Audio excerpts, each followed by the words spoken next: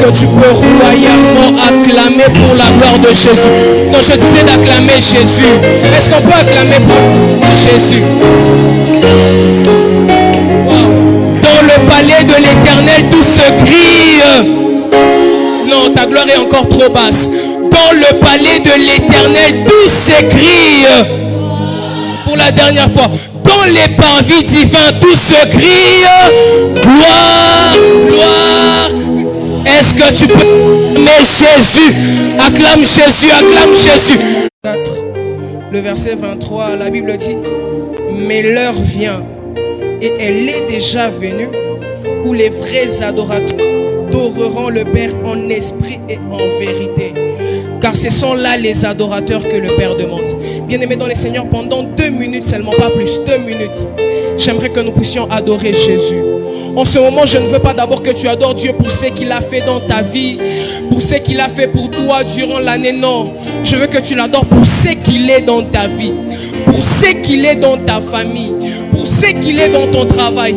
Est-ce que nous pouvons commencer à l'adorer avant que la chorale ne commence avec des chants? Tu l'adores avec tes propres mots. Est-ce que tu peux monter en prière en train d'adorer Jésus? Non, je pensais que tu allais faire plus que ça.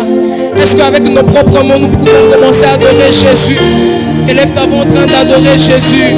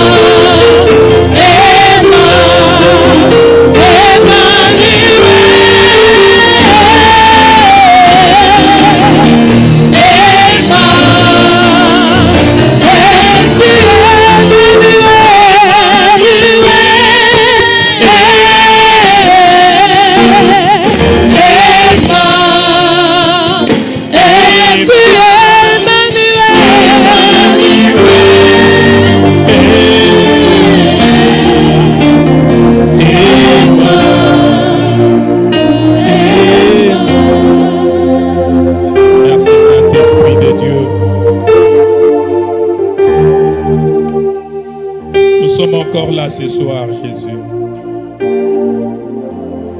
nous sommes encore là, fatigués mais poursuivons toujours. Toi qui nous accordes la capacité de persévérer, tu nous fortifies, Seigneur, par ton esprit.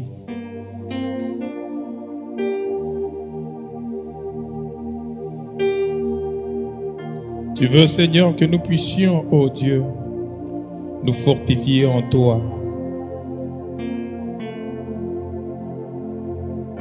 Nous ne recevons pas la force par notre intelligence, ni par notre position, ni par notre argent, ni par nos relations. Mais la force que nous recevons de toi émane du Saint-Esprit. Je crois au Saint-Esprit, à ce que tu l'as mandaté pour m'aider sur la terre. Tu l'as mandaté pour que je ne sois pas seul. Et à chaque fois, Seigneur, que nous marchons, nous ne marchons pas seuls, nous marchons avec le Saint-Esprit. Rien ne peut, Seigneur, contredire cette vérité en nous. Aucune forteresse n'étouffera, Seigneur, cette vérité en nous. Car nous l'avons déjà avalée, nous l'avons accepté, que nous ne sommes pas seuls sur la terre. Nous avons le Saint-Esprit. Et si le Saint-Esprit est en nous, nous sommes aussi dans le Saint-Esprit. Christ est en nous. Nous sommes aussi dans le Christ. Et nous devenons un avec toi, notre Dieu. Rien ne pourra nous séparer de toi. Car la seule condition que tu nous as donnée de demeurer en toi, c'est que nous puissions croire en toi, Jésus. Tu as dit dans ta parole, si vous croyez en moi, mon Père, moi j'habiterai en vous, comme moi j'habite dans le Père et le Père est en moi. Ainsi vous aussi, vous serez en moi et je serai en vous. Nous voulons, Seigneur, ce soir que cette dimension se reflète dans le monde des esprits, non pas seulement dans le monde des esprits, mais aussi dans ce monde physique et charnel. Nous voulons, ô Dieu, que le Saint-Esprit nous prouve à suffisance qu'il est le seul esprit qui a le monopole dans le monde des esprits, qui est le seul esprit qui soutient et qui aide, qu'il est le seul esprit qui nous accorde la victoire, qui est le seul esprit qui nous donne la force de résister contre l'ennemi, la ruse de l'ennemi. Gloire à toi, notre Père, notre Seigneur, au nom de Jésus. Amen. Que le Seigneur vous bénisse abondamment. Je répète, que le Seigneur vous bénisse abondamment. Mais bien-aimés dans le Seigneur, nous sommes toujours dans notre thème. Renverser les forteresses et établir le règne de Dieu dans nos vies. Amen. Je crois que j'ai assez parlé, tellement que c'est un thème qui est vaste. Il y a eu d'autres orateurs ou un autre orateur qui nous a secondé durant toute la semaine. Il a parlé sur ce thème dans une autre dimension et selon ce que l'Esprit de Dieu nous a voulu que nous puissions connaître et entendre les développements de ce thème. Ce soir, j'aimerais que nous puissions continuer parce que nous sommes dans un marathon de renversement des forteresses. Nous ne pouvons pas en aucun cas prier sans pour autant soutirer la pensée de Dieu. Nous voulons d'abord soutirer la pensée de Dieu afin de prier et alors prier pour renverser ces forteresses. Non pas seulement les renverser, mais nous voulons aussi établir le règne de notre Seigneur dans notre vie. Que Dieu vous bénisse. Alors j'aimerais qu'on puisse me lire dans notre texte de base de 2 Corinthiens chapitre 10, le verset 3 à 5, mais aussi on me lit dans Éphésiens chapitre 6, le verset 10 à 18. Alléluia. Alors, ça sera quand même une lecture qui est longue. Je vous demanderai de ne pas vous lever, rester assis. Nous allons lire ensemble. Nous prenons le temps d'écouter la lecture pour que nous puissions comprendre là où le Seigneur est en train de vouloir nous amener. Est-ce qu'on peut me lire d'abord le texte de base? 1 Corinthiens chapitre 10, le verset 3 à 5. 2 Corinthiens chapitre 10, le verset 3 à 5, nous lisons au nom de Jésus. Amen. Si nous marchons dans la chair, nous ne combattons pas selon la chair, car les armes avec lesquelles nous combattons ne sont pas charnelles, mais elles sont puissantes.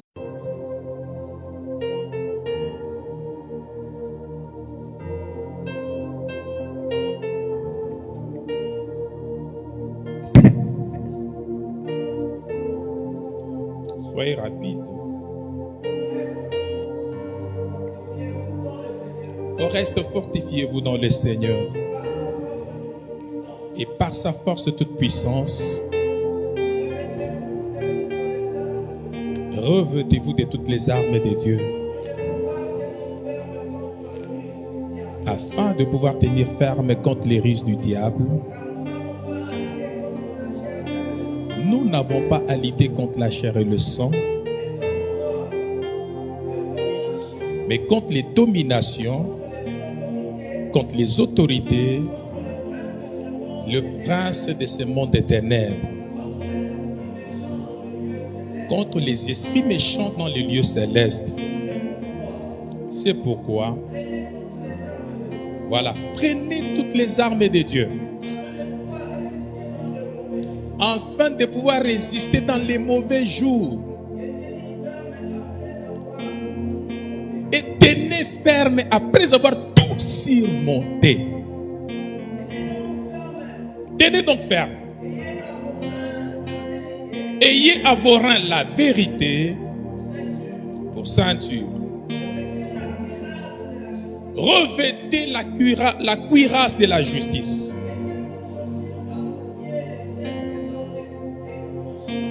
Mettez pour chaussure à vos pieds les ailes pour l'évangile. Le bouclier de la foi, n'en manquez pas.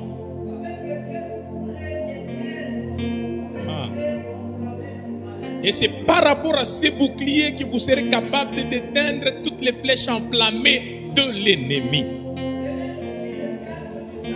Prenez aussi les casques du salut et l'épée de l'esprit, qui est la parole de Dieu. Verset 18. Faites en tout temps, par l'esprit, toutes sortes de prières et de supplications.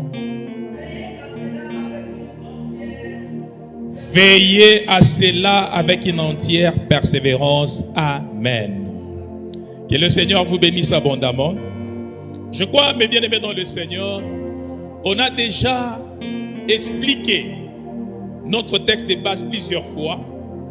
Mais néanmoins, dans ce texte de 2 Corinthiens chapitre 10, vous allez comprendre qu'il y a quelque chose que Paul a insisté, dont il a répété même aux Éphésiens. Est-ce que je suis avec quelqu'un? Alléluia. Et ce que je retiens dans ce passage, que Paul l'a répété aux Éphésiens, c'est que Paul, en nous disant de renverser, de pouvoir renverser les forteresses, les hauteurs, alléluia, et des raisonnements qui sont contre la connaissance de Dieu, Paul nous a expliqué des combats, ou soit les modes de combat que nous sommes en train de mener sur la terre. Paul a voulu nous enlever d'abord cette idée de croire que les combats que nous faisons sur la terre, c'est un combat charnel. Paul insiste en disant, nous ne combattons pas selon la chair. Parce qu'il a compris que la chair ne sert à rien. Mais la Bible nous dit que c'est l'esprit qui vivifie. Lorsque le diable veut vous attaquer, tout ce que vous ressentez dans votre corps, que ce soit douleur ou attaque diabolique qui s'est fait matérialiser à votre corps, sachez que ça n'a pas commencé directement à votre corps, mais ça a commencé dans un domaine spirituel. Ça, je ne cesse de l'insister pour faire comprendre aux enfants de Dieu que nous n'avons pas à combattre contre la chair.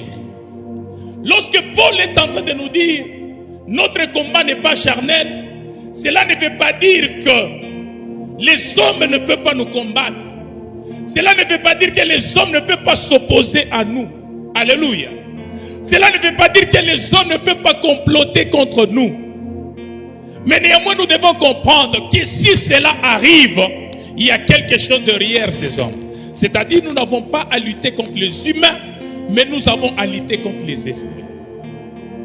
Parce que ce qui prend ou qui a les monopoles dans ce monde matériel, dans ce monde physique, c'est qui a la possibilité de manipuler toute chose matérielle, bien aimé dans le Seigneur, ce n'est que les spirituels.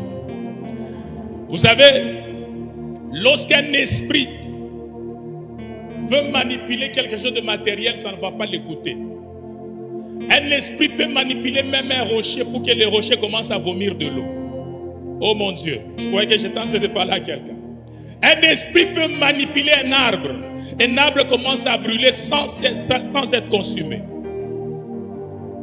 Lisez bien la Bible, ce que le Seigneur, notre Dieu, a fait avec Moïse. C'est-à-dire quoi?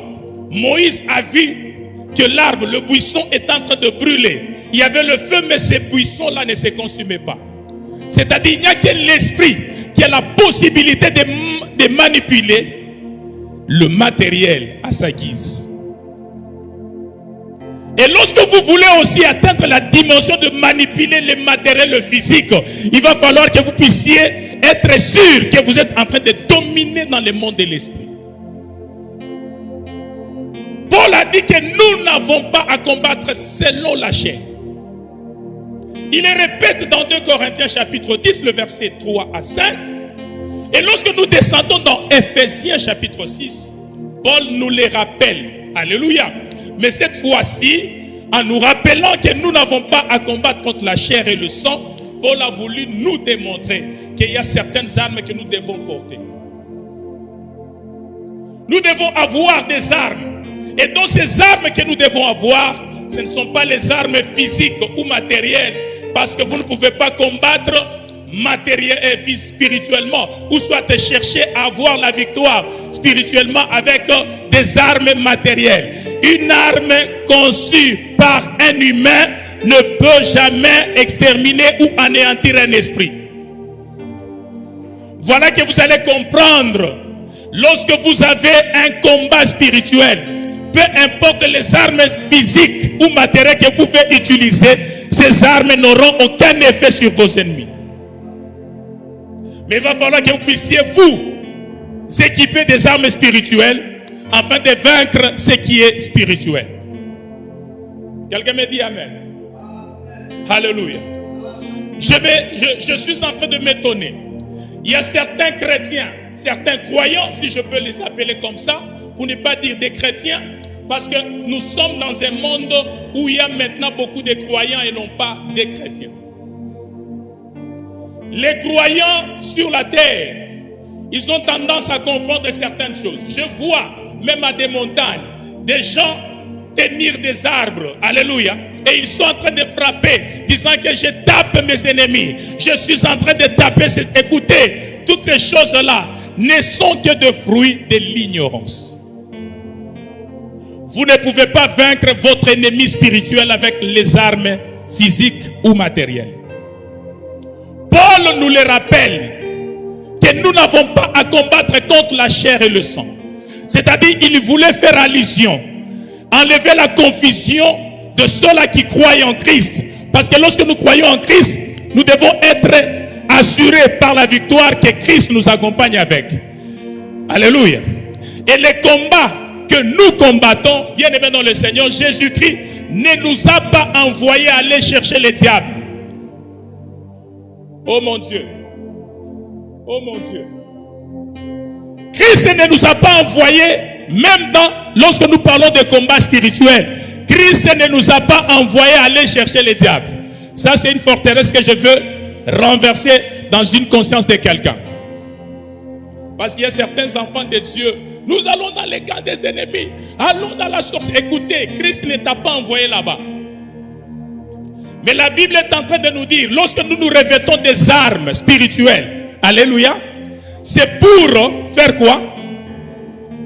Amen. C'est pour faire quoi? Résister contre la ruse de l'ennemi. Lorsqu'on parle de résister, c'est-à-dire, c'est le diable qui vient vers nous et nous sommes censés les résister. Ce n'est pas toi qui dois aller vers le diable. Tu vas aller chercher quoi? Va chez Dieu, c'est là où il y a ta place. Amen. Faut pas t'embrouiller. Non, et les enfants de Dieu aiment ce genre d'église. Allons dans les camps de l'ennemi. C'est alors que vous allez croire que vous avez beaucoup prié, vous avez beaucoup brûlé. Alléluia. Si les hommes de Dieu qui conduisent les prières ne vous amènent pas dans les camps de la sorcellerie, c'est-à-dire vous n'avez pas fait un combat spirituel. Ukunenda kuchokoza bintu bile wa utaweza. Mungu ashia tutumaka shie mukambi ya giza. Alléluia. Dieu ne nous envoie pas dans le monde des ténèbres. Alléluia.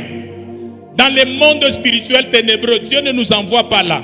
Mais Dieu nous demande de nous revêtir des armes afin de résister. Pourquoi? Parce qu'il sait que même si nous n'allons pas là-bas, c'est lui qui est là-bas viendra vers nous. Et quand il viendra vers nous, c'est pour nous empêcher à vivre, à voir les choses selon Dieu, à vivre selon Dieu, à témoigner la gloire de Dieu, à être de véritables enfants de Dieu. C'est ça le plan de l'ennemi. Le diable ne croisera pas le bras parce qu'il t'attend, toi tu vas aller là-bas. Non, c'est lui qui viendra vers toi. Écoutez-moi, bien-aimés dans le Seigneur. Lorsque le Seigneur Jésus-Christ était en train de prier dans le désert, alléluia, lui était en train de faire quoi? De se connecter à la source de sa force. Il est en train de se... Parce que chaque prière, vous devrez savoir, lorsque vous priez, c'est une manière de se connecter à votre Dieu, une manière de se connecter à la source de votre puissance. Et c'est ce que Christ est en train de faire. Il est en train de prier. Et lorsqu'il priait, alléluia, il n'a pas appelé le diable, mais le diable est allé vers Jésus. Est-ce que vous me comprenez? Nulle part on nous dit que Jésus était allé vers le diable. Non. Jésus, la Bible dit, il est allé vers le sien. Et les siens ne l'ont point reçu. Est-ce qu'il est allé vers le diable? Non. Et même tout ce que Jésus a subi, c'est le diable qui l'a poursuivi pour l'empêcher à faire la volonté de Dieu. Pour l'empêcher à faire en sorte que toi et moi nous puissions être sauvés. C'est le diable qui est allé vers lui. Je suis en train de vous dire ce matin et ce soir plutôt que le diable vous pourchassera. Et si vous n'êtes pas équipé, vous n'avez pas des armes spirituelles, vous serez des victimes. Voilà pourquoi il y a beaucoup des enfants de Dieu qui sont devenus des victimes du diable. Pourquoi? Parce que le diable est en train de les pourchasser, mais il les retrouve sans équipement spirituel. Sans équipement spirituel, vous serez vaincu, vous serez victime. Alléluia. Mais il y a quelque chose que Paul a commencé avant de nous dire de nous revêtir des armes. Paul dit, fortifiez-vous dans le Seigneur. Fortifiez-vous. Alléluia. Paul, pourquoi est-ce que lorsqu'il nous a dit de se fortifier, alléluia, il a compris que nous n'avons pas à combattre contre la chair et le sang. Nous devons nous fortifier dans le Seigneur. Beaucoup de gens croient que la force, nous l'obtenons par rapport à nos comptes bancaires. La force, nous l'obtenons par rapport à nos relations. La force, nous l'obtenons par rapport à la position que nous avons. la force, nous l'obtenons par rapport à notre intelligence. Bien-aimé dans le Seigneur, la force qui doit te permettre de vaincre l'ennemi, de vaincre la sorcellerie, de vaincre toute forme d'attaque de l'ennemi, selon ce que Paul vient de dire, le flèche enflammé de l'ennemi, la force, tu dois le recevoir auprès du Seigneur. Alléluia. Voilà, quand Paul dit fortifiez-vous dans le Seigneur, c'est-à-dire le fait d'être ici, c'est une manière de rechercher la force auprès du Seigneur. C'est cet endroit où nous devons nous fortifier. C'est cet endroit où nous devons nous connecter à la source de notre force. Parce que nous n'avons pas à combattre contre la chair et le sang. Tu vas haïr les humains pour rien. Tu vas haïr ta tante pour rien. Tu haïras ton oncle pour rien. Mais laisse-moi te dire, derrière cet oncle que tu vois qui est en train de te pourchasser ou de te faire du mal, ce n'est pas lui qui te fait du mal. Derrière lui, il y a un esprit dont toi, tu n'as pas encore compris. Et pendant que tu ne vois que la chair, voilà pourquoi tu tombes dans la défaillance. Tu tombes et tu deviens victime. Parce qu'au lieu de voir l'esprit, toi, tu vois d'abord les humains. Je crois que cet enseignement, je l'ai déjà donné dans un enseignement que j'ai donné sur les faits relatifs des combats spirituels, n'est-ce pas? Que Dieu bénisse. Alléluia. Alors, écoutez-moi, bien-aimés dans le Seigneur. Paul nous pousse à nous fortifier dans le Seigneur. Il dit, nous devons nous fortifier dans le Seigneur. C'est-à-dire, lorsque tu veux avoir la force en esprit, il va falloir d'abord que tu ignores tes moyens matériels. Alléluia. Vous savez, j'ai lu aujourd'hui un article où une autorité en train de se plaindre qu'il a compris que ce n'est pas avoir tout qui procure la paix. Alléluia. Et quand j'ai lu cet article, j'ai compris. Pendant que toi, tu te dis, je n'ai pas l'argent, que Dieu me donne l'argent, j'aurai la paix, que Dieu me donne ceci, j'aurai ceci. Non, bien-aimé, il y a des gens qui ont de l'argent, mais n'ont pas la paix. Alléluia. Il y a des gens qui sont très intelligents, mais parce qu'ils ne font pas allusion au combat spirituel, leur intelligence n'est pas considérée dans ce monde. Il y a des gens dont si vous allez chez eux, on met la table là-bas, vous allez vous dire que non, moi, mon ton cognac à Mkouriaki. Alléluia. Mais vous allez voir que ces gens-là, qui ne peuvent manquer de rien à leur table à manger, mais vous allez voir qu'ils ne mangent pas comme vous mangez avec l'appétit. Pourquoi? Ce n'est pas l'abondance qui procure l'appétit, mais lorsque vous êtes victorieux dans le monde de l'esprit, c'est alors que vous aurez tout ce que vous avez ici et vous aurez une paix durable sur la terre. Je ne suis pas contre l'argent, contre l'abondance, mais je suis en train de vouloir vous amener dans une dimension de comprendre que nous avons besoin de primer, de monter beaucoup plus dans les domaines spirituels afin que nous puissions avoir la paix, la stabilité sur la terre. Revêtez-vous de toutes les armes spirituelles. Les armes de l'esprit. Ce sont ces armes que Paul est en train de nous exiger, de nous revêtir. Bien-aimés, Paul nous parle de la cuirasse de la justice. Il nous parle des chaussures. Il nous parle du bouclier de la foi. Il nous parle du casque de salut. Il nous parle de l'esprit, de l'épée de l'esprit. Donc vous devrez comprendre que pour avoir la victoire dans le monde, dans le combat spirituel, d'abord, premièrement, nous devons dépendre de Dieu, dépendre de la puissance de Dieu, dépendre du Saint-Esprit et aussi nous fier à la prière, avoir la foi et être obéissant à notre Seigneur. Alléluia. Que le Seigneur vous bénisse. Être obéissant à quoi? À notre Seigneur. revêtez-vous de toutes les armes. Toutes les armes et non pas une partie des armes. Un bon soldat, lorsqu'il veut aller au front, amen, lorsqu'il est envahi, il doit s'assurer qu'il est revêtu de toutes les armes. Amen. S'il faut parler dans notre monde moderne, un militaire ou un soldat qui va à la guerre, il doit avoir les fusils. Amen. Un revolver. Il doit avoir des grenades.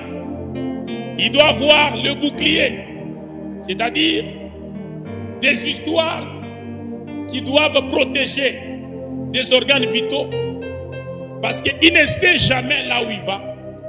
Qu'est-ce qui pourra tomber sur lui? Et s'il est bien habillé, s'il est bien revêtu, il aura peut-être la chance de survivre même s'il y a l'attaque de l'ennemi. Est-ce que vous me dites amen? Alléluia. Voilà pourquoi Paul nous dit, revêtez-vous de toutes les armes spirituelles. Paul ne nous a pas demandé de nous revêtir d'une partie des armes.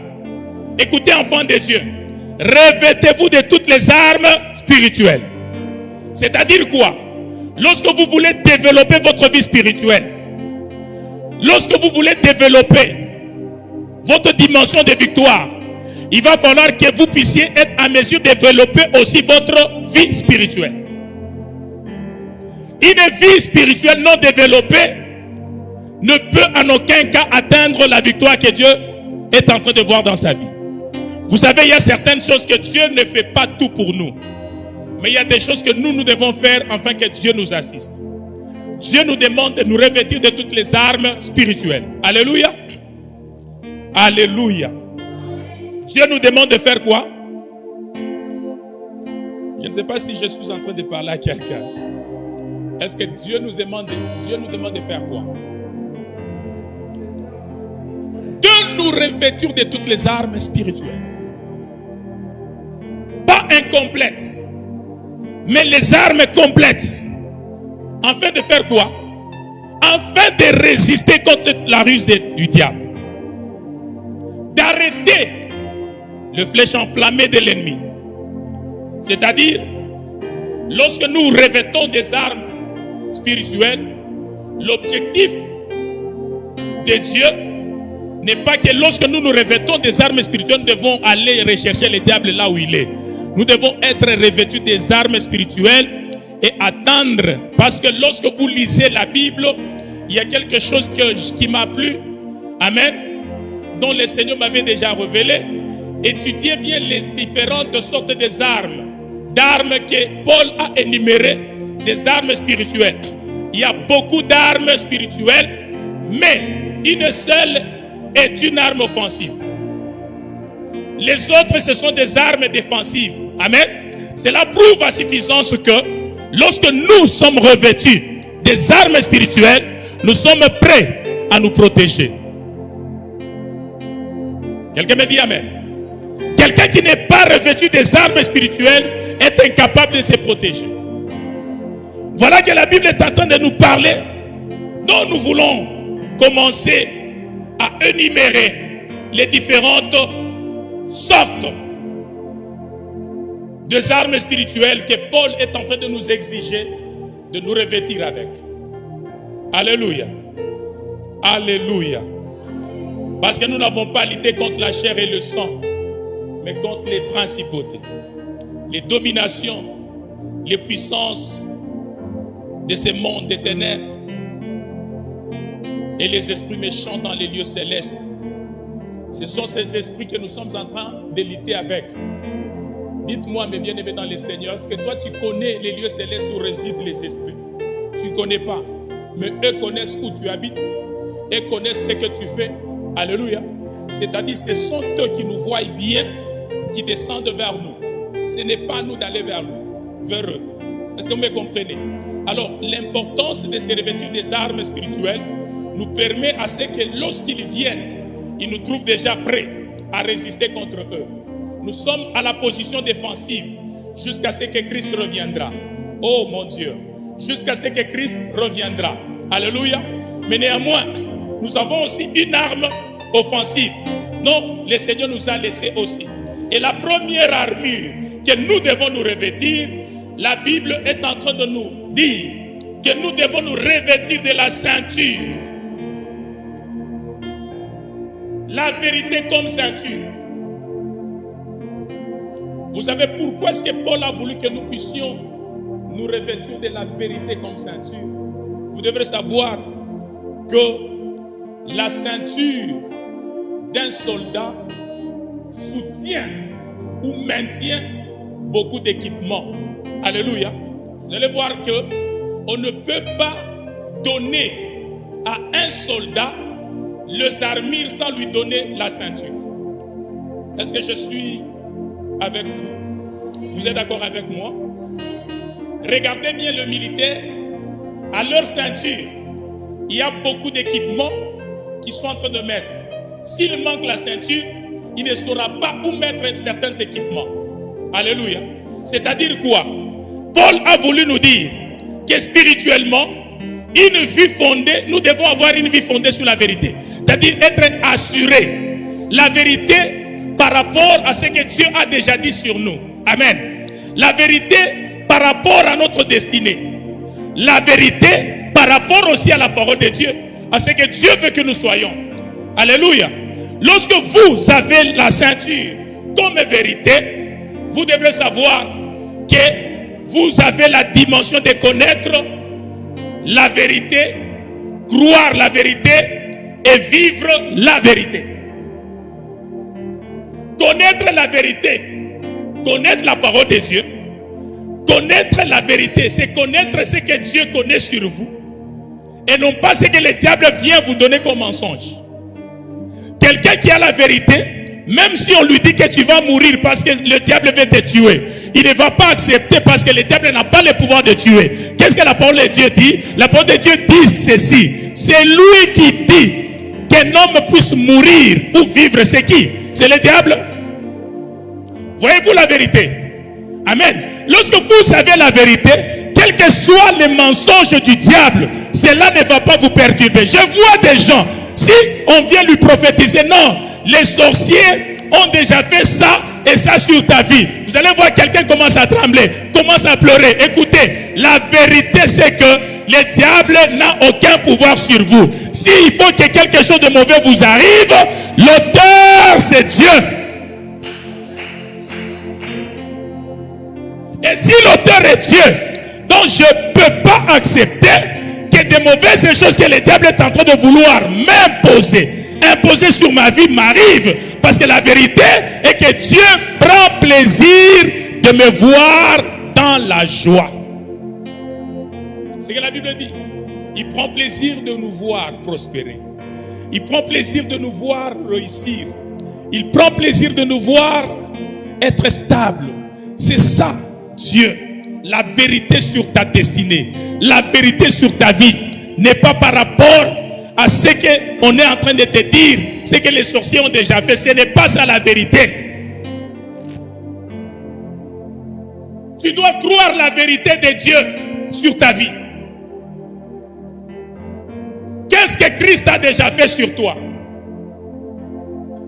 Non, tu vois, moi et nous, mutakwa paka ba mashikini. Amutapataka makuta parce que banesha kusemaka mutakwa paka ba pour. Écoutez, si les hommes parlent, je dois prendre en considération ce que Dieu a dit sur moi ou bien ce que les hommes ont dit sur moi. Je dois prendre en considération ce que Dieu a déjà prédestiné sur ma vie ou bien ce que le diable a falsifié sur ma vie. Je dois croire en ce que Dieu a déjà dit sur ma vie. Même si vous venez me prophétiser que les sorciers ont déjà juré que tel, ça sera toujours comme ça. Je m'en fous de ce qu'ils disent, mais moi je m'accroche, je crois en ce que Dieu a déjà dit. Car c'est ça même la vérité. Alléluia. Si Dieu a déjà dit que moi je mourrai à 100 ans, même si vous venez me dire que non, demain vous allez mourir. Je ne peux pas accepter parce que Dieu, c'est les mensonges. Ce que Dieu a déjà dit, c'est la longévité. Je dois vivre le plus longtemps possible sur la terre. Je ne dois pas céder aux mensonges du diable. Je connais la vérité, je crois en la vérité, alléluia, et je marche dans la vérité. La parole de Dieu dit quoi sur ma vie? Dieu dit, je connais les projets que j'ai formés pour vous. Bien-aimés dans le Seigneur, écoutez, la parole de Dieu dit, Maman Karine, Dieu connaît les projets qu'il a formés pour toi. Projet de malheur, projet de honte, de l'humiliation. Pourquoi tu refuses? Parce que ce n'est pas ce que tu as dit, n'est-ce pas? Tu as dit projet de bonheur, de paix et de prospérité. Alléluia. Maintenant, moi, je viens te dire, tu sais, pendant que je priais, Dieu me dit, Wotate 60, ou Tangaï Kasana, Dieu veut pas chaque Ombasana. Écoutez, les prophètes, cessez de terroriser les gens. Ombasana, écoutez, aina kuombasana ndio kunaweza kuchanger mambo. Mambo mbele ni mkichwa. Unesha kuichikia nini na unesha kuaminia nini? Kuku muntu unaweza kumwambia omba sana, metanke mkichwa yake mwingari paka negativite. Hata naomba je, abita chanjaka. Auye ombeaga muntu malari. Unamwombea sema mampepo na kutoka, anaanguka, toka, inenda. Haleluya. Mekesho tena unamwombea mpepo ikupaka. Juu ya nini? Mentali yake. Aya amini verite. Engari mu mensonge ya shetani. C'était kile iki anaminia, ni kile shetani kunafanya. Ashaminie kile Mungu kunafanya. Magharibi leo ni kunaambia mtu moyo, kuanzia leo aminia bile Mungu anafanya maisha yako. Hapana kuaminia bile kise kunafanya pa maisha yako. Aminia bile Mungu anafanya. Revêtez-vous de la ceinture comme vérité. Donc connaissez la vérité, croyez en la vérité, vivez la vérité, marchez dans la vérité. C'est ça. C'est une armure qui peut te défendre contre les mensonges du diable. C'est une armure qui peut te défendre contre ce que le diable est en train de vouloir falsifier sur ta vie. Vous savez, le diable, il est toujours dans la contrefaçon. Amen. Mais vous devez savoir que le monde nous dit que les contrefacteurs est puni de servitude pénale. Alléluia. Si le monde punit un contrefacteur, est-ce que Dieu va laisser libre ces contrefacteurs? Alléluia. Qui est en train de vouloir contrefaire ce que Dieu a fait dans ta vie. Je refuse que le diable contrefasse ce que Dieu a déjà fait dans ta vie. Aujourd'hui et ce soir, j'aimerais que tu vives la vérité, la véritable destinée pour ta vie. Que tu vives ce que Dieu a déjà dit sur ta vie. C'est ça la vérité. Rejette toute forme de mensonge de l'ennemi. Vis la vérité de Dieu au nom de Jésus. Vis la vérité de Dieu. Crois en cette vérité.